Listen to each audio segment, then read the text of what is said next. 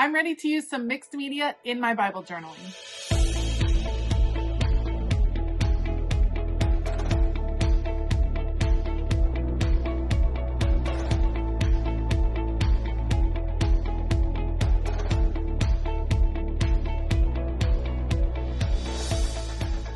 Hey y'all, I'm Elisa, the Scrappy Wife behind ScrappyWife.com, and today I am journaling in Proverbs 31.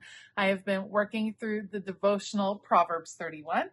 With Illustrated Faith, I have printed out the cover of the devotional from the digital download, and I have some stamps, some mixed media, and I'm excited to kind of take some time, create a beautiful mixed media background, and do a little bit of journaling. As always, I will link the things that I use down in the description box below. Otherwise, I'll put you all on fast forward. Let's go. All right, I cannot be the only one that has read Proverbs 31 and read about the Proverbs 31 woman and been totally intimidated and thought there is no way that I could be like that person described in Proverbs. And if you haven't had a chance to go read it, go to the very end of Proverbs. It starts in verse 10, and it is a challenging and inspiring at the same time section of scripture. The entire month of April is focused on Proverbs 31 in the Illustrated Faith devotional.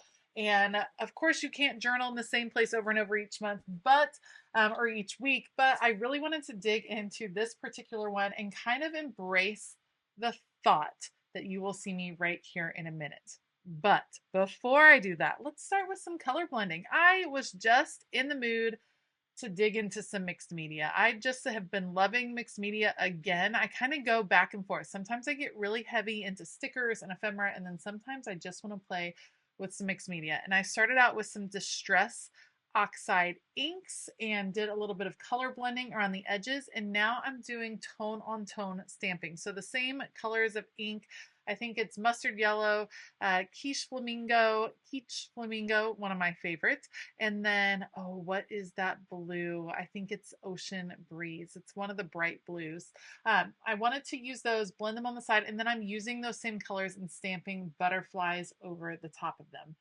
Just playing with building up a background, which is something that you do a lot in art journaling, in Bible journaling, in any type of journaling, playing with mixed media to build up a background, to see what happens, and to worry less about what the ending result is going to be and more about how all of these different blends are going to work with each other. So taking the time, doing a few butterflies around the edge, again, tone on tone, because I didn't want them to jump out too much. I let that dry. Now I'm coming back with my little Tim Holtz sprayer. And whenever you use Distress Oxide inks, those are water reactive inks. Really, any Distress inks are. And so when you spray it and then put a paper towel over the top, now you can see the droplets. You can pick up, it gives it a little bit more depth and interest. After I did that, I wanted to add even more color. And so what I did was come back with some darker colors, a darker pink worn lipstick. I'm coming back with an orange over some of the yellow sections just to add some contrast. And when you have multiple shades of the same color, you're going to add a little bit of depth and interest. So first I did monotone or monochromatic stamping. Now I'm coming in with some different shades, trying to bring out some of those different colors that I was hoping would result from some of the blending that's happening. At this point, I have pulled out so many different Distress Oxides from my stash that it is a little daunting because I will have to go clean this all up, but it also felt pretty good. So I brought in that stencil, one of my favorites, with all of the little spotty dots, again bringing in some water, and this time it's water reactive, and I'm letting it move around the page, letting it run, letting it get a little bit blurry on the edges. And really all of this is about creating a beautiful background for the main thought that I'm wanting to journal on to this page. I love all of these little award ribbons that are on the front of the cover. It's awesome to have the digital copy of the whole devotional so that you can cut out some of these different pictures to use. I cut out all of these ribbons because these are the characteristics of a Proverbs 31 woman. You have patience, justice, true, abundance, hope, in awe, wisdom, holiness, and pure. And it talks about all of those throughout the end of Proverbs 31. So I'm cutting them all off. We are going to add them to the page. So I'm going to just move them to the side right now because first I want to journal my main thought on this whole topic, which is really a thought that I'm working on embracing. And so I'm going to come in with a pencil first and do a little hand lettering, and we're going to journal out the thought, I am her. And this thought came into my head because it is a phrase. I don't know if you have kids or you know some younger people, but the new phrase that they use all the time is like he is him or she is her.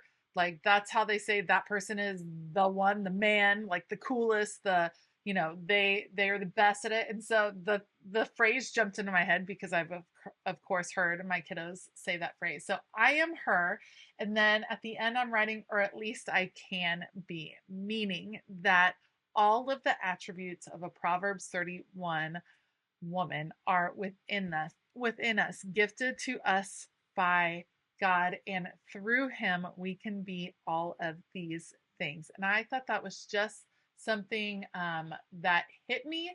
I tend to think of myself as not many of these things, as someone that's kind of striving, but really it's not even about my striving, but really about me just resting in the fact that I am created by an amazing creator who had these plans for how I would live my life. And so I just wanted to connect with that thought. So even though I might not feel super comfortable claiming this, that I am her, I think it's something that God is kind of urging us to claim, or at least to live into, which is what I'm going to continue to do as I work in this devotional this month. Whenever I'm going to want to hand letter a big title like this, I do always do it out in pencil first because I just don't trust myself to get it all in the right place the first time around. With a pen, I'm using two different pens. So for the smaller one, I used a Tombow Fudenosuke. I'm of course not going to say that right. It works really well. It has a really fine nib. I'll definitely leave that in the description box down below. And then I used my large Tombow to do the larger letterings, and I love how it came across. So once I lettered that, then I'm adding all my little ribbons, all my little designations around.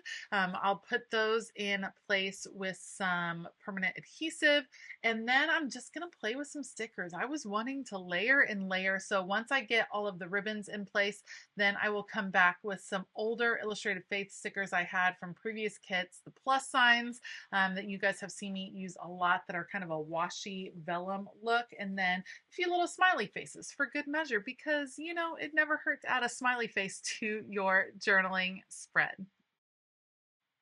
Let me know down below, what do you think of this Bible journal entry for Proverbs 31? It's a hard thing to claim, but a very worthy thing to work towards in our lives for sure.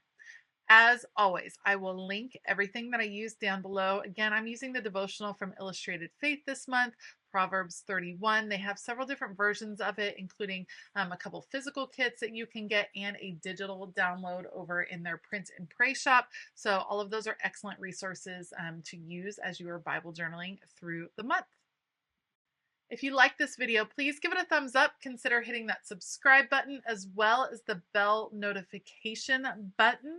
And I just want to give a huge shout out to all of my Patreon members. We have a fabulous time over in Patreon. It's a group of creatives that are there for the extra content, but I think they come and stay for the amazing community that is growing over there. So if you are looking for a little extra inspiration in your creative week, then that is the place to head to. You can find out more about Patreon down in the description box below.